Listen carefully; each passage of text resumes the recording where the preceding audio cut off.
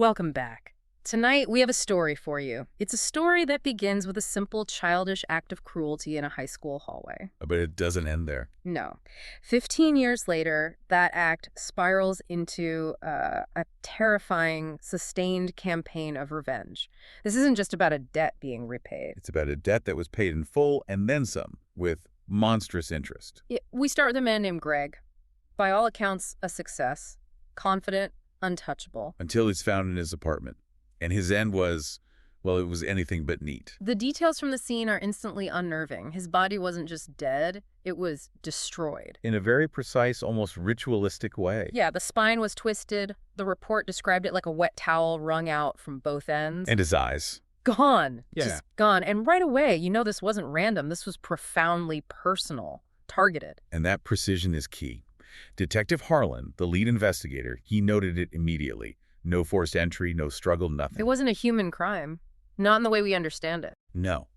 And at the funeral, the detective turns to Greg's oldest friends, Lex, Jamie, Raph, and the man who survived, to tell this story. And he drops one name. Danny.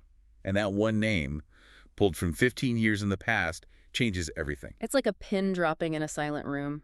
All that suppressed guilt just comes rushing back. Because to understand what happened to Greg, we have to go back. We have to talk about Danny Truillo. He was the classic target, wasn't he? Thin, quiet, just trying to be invisible. Exactly. And Greg's group, they were relentless. It wasn't just teasing. It was systematic, sustained cruelty. And while the bullying was constant, there was one incident, one moment that was the point of no return. The last time they saw him. Yeah.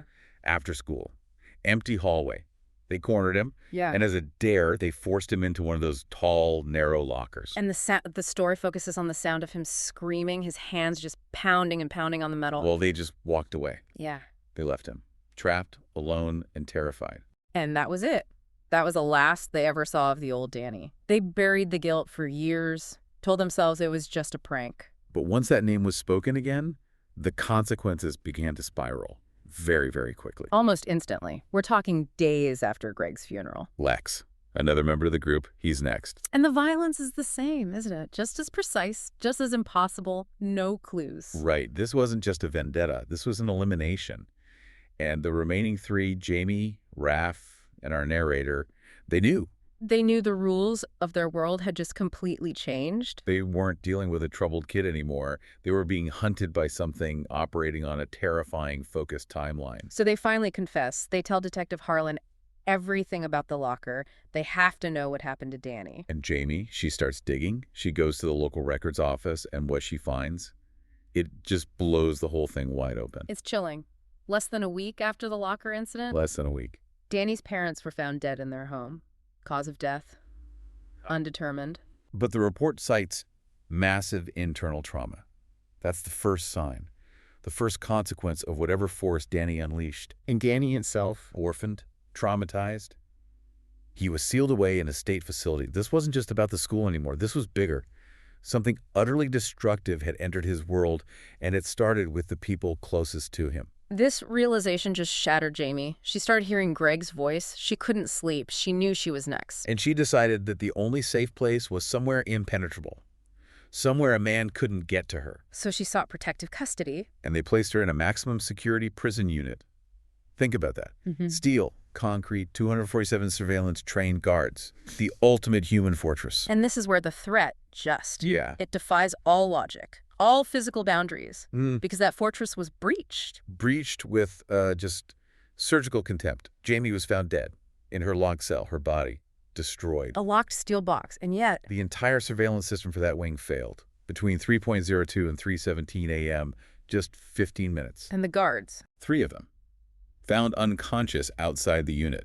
Untouched, but completely neutralized.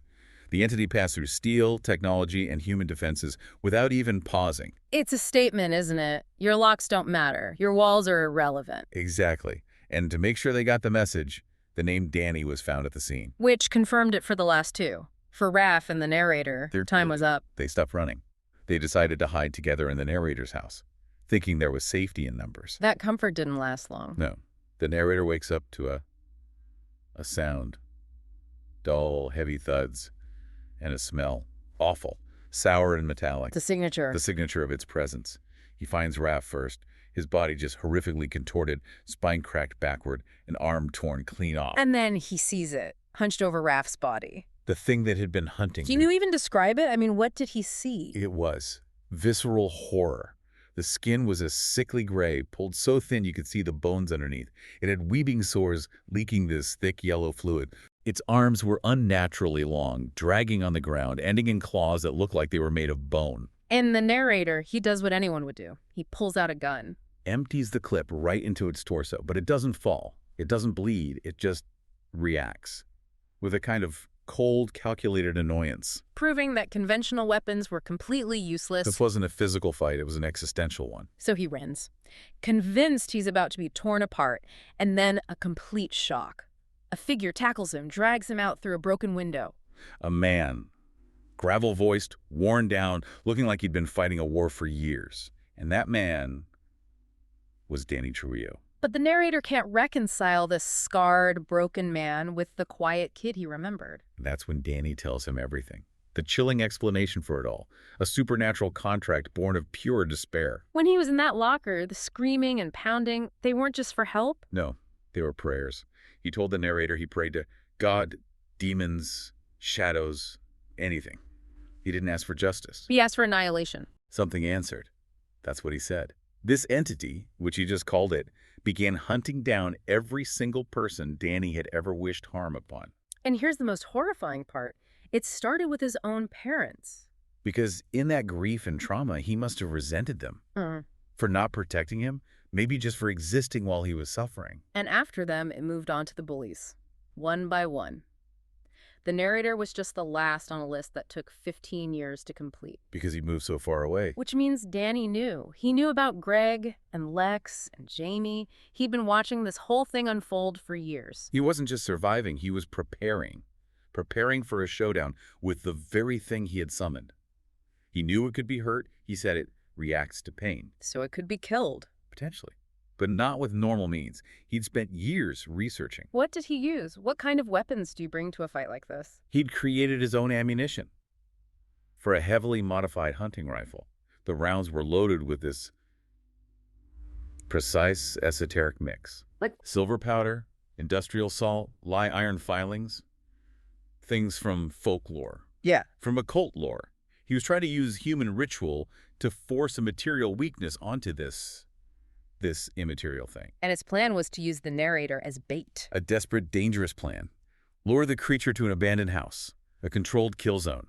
And it worked. The creature burst in, focused entirely on the narrator, not even acknowledging Danny. And when Danny fired those special rounds, the effect was immediate. The creature shrieked, a sound of pure agony. Smoke rose from the impacts. The gray flesh blistered and peeled away. It was a brutal, chaotic fight. At one point, the narrator even grabs a fire poker, trying to draw its attention. And then Danny gets a clear shot. The final one, a round straight into its throat. And that was it. The creature froze, its limbs seized up, and then it just collapsed, dissolved into a pile of ash. Leaving nothing but dust and silence.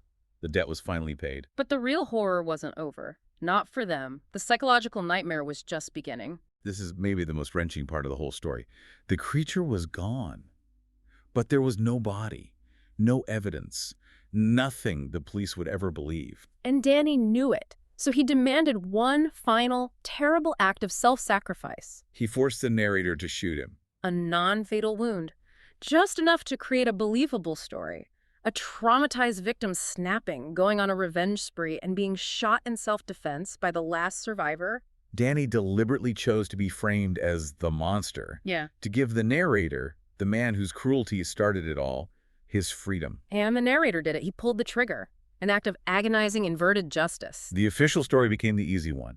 A deeply disturbed young man, a victim of bullying, finally snapped. The public, the press, they swallowed it whole. And Danny, he was taken into custody, but he later died from the wound the narrator inflicted. And that's where the guilt transforms, you see. The narrator was guilty of that childhood cruelty, yes, but that was eclipsed by this heavier adult burden. He effectively killed Danny twice. Exactly. Once through neglect in that locker, and a second time with the bullet that became his alibi.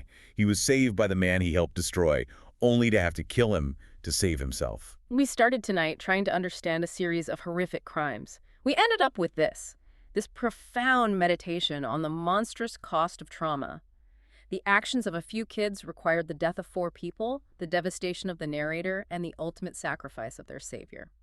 And that brings us to the final lingering question. The entity dissolved, but the story Danny created that remained. Was his real goal just to stop the creature? Or was it to make sure the world was finally forced to acknowledge his pain, even if it meant being remembered as the monster? What does it say about trauma when the only way to save your own life is to shoot the one person who finally saved you? That's a question that ensures the narrator's torment will never, ever truly end.